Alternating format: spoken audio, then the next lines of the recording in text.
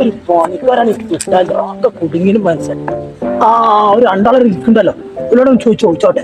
അണ്ണ തോന്നുന്നത് എല്ലാം നിങ്ങൾ രണ്ടാളൊന്നും പണിക്കൂല്ലേ? എന്താ പണി ഇരിക്കുന്നത്? പണി മൊത്തം ഇന്ത്യക്കാരെ തിരക്കിക്കല്ലേ.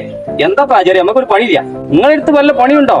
നിങ്ങൾ രണ്ടാളും നമ്മ പറമ്പിക്കാൻ വരിട്ടോ, അവിടെ കടന്നുറക്കാൻ തോന്നിയേ. അങ്ങനെ നമ്മൾ നാളെ തന്നെ വരാം. വേറെ പ്രശ്നമില്ലല്ലോ. നമ്മളിപ്പോ ആദ്യം വരാൻ ഞാൻ പറഞ്ഞു വരാൻ വെറും നടത്തിയാണ് പോയോ. പിന്നെ നമുക്ക് നാളെ ആചാര തോട്ടത്തിൽ ഞാൻ രണ്ട് പണിക്കാരെ കിട്ടാൻ പോയി. രണ്ട് പണിക്കാരെ കിട്ടി. ഒരു നാളെ വരാൻ പോയി പറഞ്ഞു.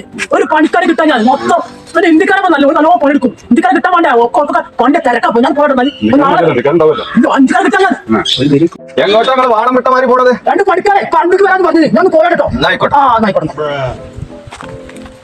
മറേ നമ്മൾ പറമ്പിൽ മൊത്തം ഞാൻ വരുമ്പോ മൊത്തം നാട് തറന്നു കൂടി ഞാൻ ചായ കൊണ്ടുവരാം. അപ്പം കേട്ടോ ഞാൻ പോയിക്കോളി. വെള്ളച്ചിട്ട് ഒരു 1.5 മാസമായി ചങ്ങാതി. അടിക്കൊന്നും ഭയഭരേ ഇത് കിട്ടണില്ല. അതിനൊന്നും കഴിച്ച് ബേജാറാണ്. നല്ല ജവാനിന്റെ കയ്യിലുണ്ട്. കൂട്ടുന്നത് അടിക്കാം. നമുക്ക് കണ്ട ആചാര്യ വരുമ്പോത്തിനെ പിന്നെ റെഡി ആക്കുക. അതാ നമ്മൾ തുടങ്ങല്ലേ. എന്നാ ചോദിച്ചോളി.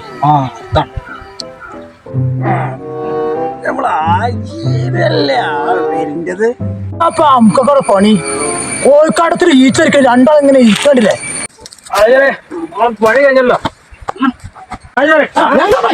ഞാൻ ഇങ്ങനെ തേങ്ങ പിടിച്ചിട്ട് തേങ്ങ വെക്കണ്ട മാങ്ങി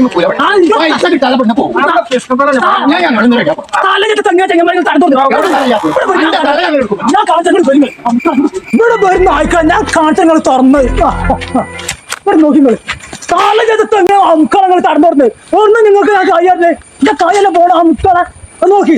ഇതുകൊണ്ടാണ് ഞാൻ ഇന്ത്യക്കാരെ വിളിക്കണത്. മലയാളത്തിന് ഒരു പണി എടുക്കണം. മലയാളിച്ച് ആടെ ഇന്ത്യക്കാരെ വിളിക്കണത്. ആ മുക്കാള്